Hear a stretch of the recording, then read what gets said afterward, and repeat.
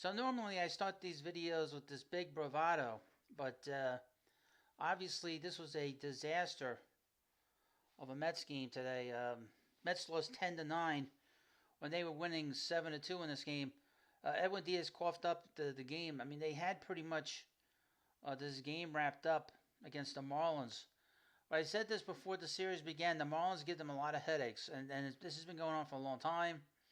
And they got beat again by one of the biggest Met kills that we've seen down the pike, and Josh Bell. It doesn't surprise me that he tied the game up in the ninth inning.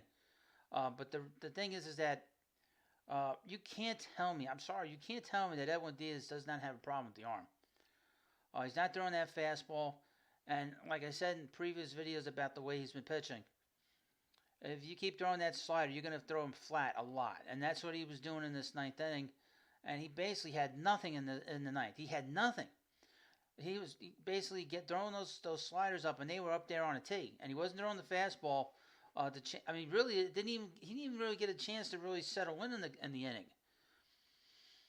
And and this is against the Marlins. This is the one team that has not scored any runs at all over the course of this early season. They've scored the fewest runs of any team this year, but they've scored 19 runs against the Mets. 19 runs in the last two games. How do you do that? Well, when you have a mediocre team, and that's what the Mets have right now, a mediocre team that's now 5 games under 500 now, back to 5 games under 500, this is what you're going to get. You're going to get mediocrity. And they're doing this against a bad team. This team is bad, folks. This team can't pitch because they don't have any pitchers, because all their good pitchers are hurt.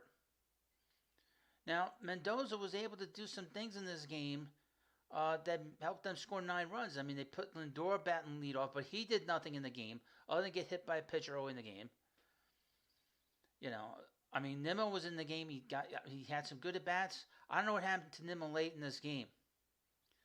Pete's at bats have gotten better, but he did not drive the ball in the 10th inning. JD Martinez had a good game in this game. There was no problems with the offense on this team, but this is what happens when you have a team that's mediocre, is that when they pitch well, they don't hit. When they hit well, they don't pitch well. They have a good, clean, crisp game, the bullpen blows it. That's what you get. Now, again, the Mets are only game 2 behind the last wildcard spot. So there's no real, sort of long-term panic.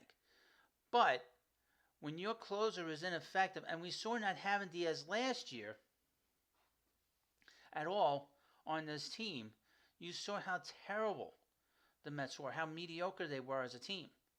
And it's bad enough that they're not pitching the way they should, although Severino pitched well until the 5th inning, and then he gave up 5 runs for the game.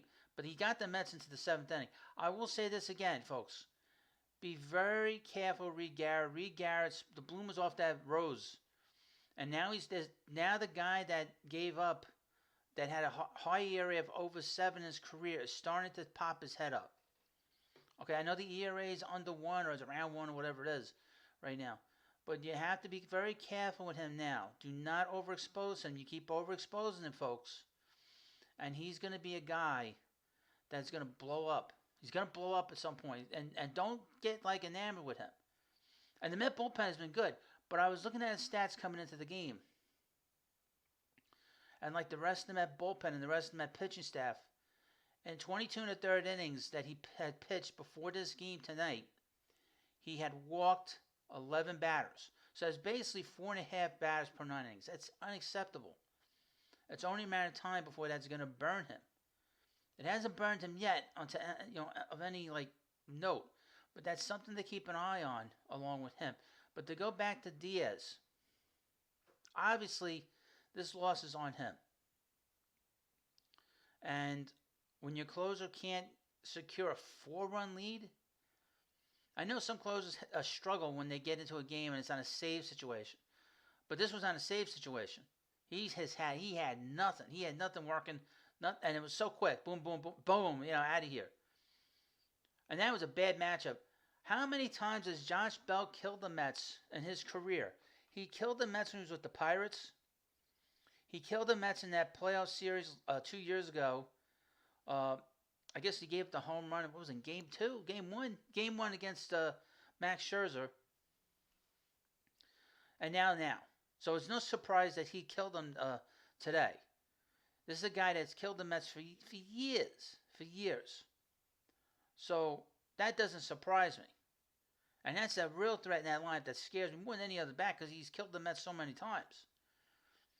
And they've had such a difficult time, whatever pitching staff the Mets have had, of getting him out. Now, the Mets have tomorrow. I think they're going to get swept, folks. I hate to say it. I think they're going to get swept down in Miami. You know, and here's the thing. The organization's trying to make the changes. The manager's trying to make changes. Cosmetic changes where you play, move pieces around. But the result is still the same at the end of the game. The Mets are still losing the game. So that's why, at this point, they are a mediocre team. Like I said, mediocre teams pitch well, but they don't score runs. They score runs, they don't pitch well. They score runs, they pitch well, but then the bullpen blows it, or they make a critical error late in the game. That's how it is. And they will have games like they had on Sunday where Brandon Nimmo hits a home run in the 9th inning. Or 10th inning or whatever it was. Extra innings. You're going to get wins like that. You can get a lot of wins like that. You're going to have big moments like that. But then you're going to have like a disaster after the fact. That's how a mediocre team is. Now, again, they're going to be playing, again, the Marlins tomorrow. I expect the Mets to lose tomorrow. Normally, I wouldn't say that. I'm very optimistic. You know me, folks. I look for the best of these things. I'm very optimistic. You should be optimistic still. But I'm telling you, I'm a little concerned because this is the Marlins. The Marlins are a pain in the fucking ass at this point. They do this shit every year. Either they do it in September or they do it during the season, and they basically just throw dirt on the Mets. Kick dirt in their face all the time. So this doesn't surprise me. But tomorrow, obviously, everything's day by day, game by game. Tomorrow will be, it's basically over. Once I get this rant out, I'm sure a lot of people are going to be mad all night. I'm not. I mean, I basically forgot about it, to be honest with you. But, for this channel, I'll talk about it and vent. But you move on to the next game. And that's tomorrow. I think I forgot who they play the next series. But of course, please subscribe if you haven't already. I did not feel like doing a live stream today. They got to do a live stream today. So you're going to get this video recorded. It's going to go up very quickly. I'm recording this on my computer. Just checking the Mets schedule. Who the Mets are playing, just to double check. Oh boy. They're playing Cleveland. So the Guardians have played well. That'll be an interesting series. Interesting. Because Lindor will be going back to Cleveland. Can somebody tell him that he is making $300-something million, that he has to perform? He was never billed as the savior of this franchise. He never was. But then people say, well, if he hits 250 in his career and he does good defense, who the hell's the asshole that said this? Was this little Andy Martino yesterday?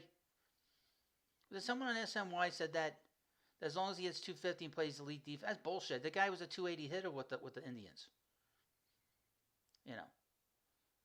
It's not his fault the Mets lost today, but his at-bats have been terrible, have been dreadful. Now, of course, I'm going to end this video. I thank you for watching. Please subscribe to the Baseball Hut. Have a good night. Try to have a good night, and I'll see you later.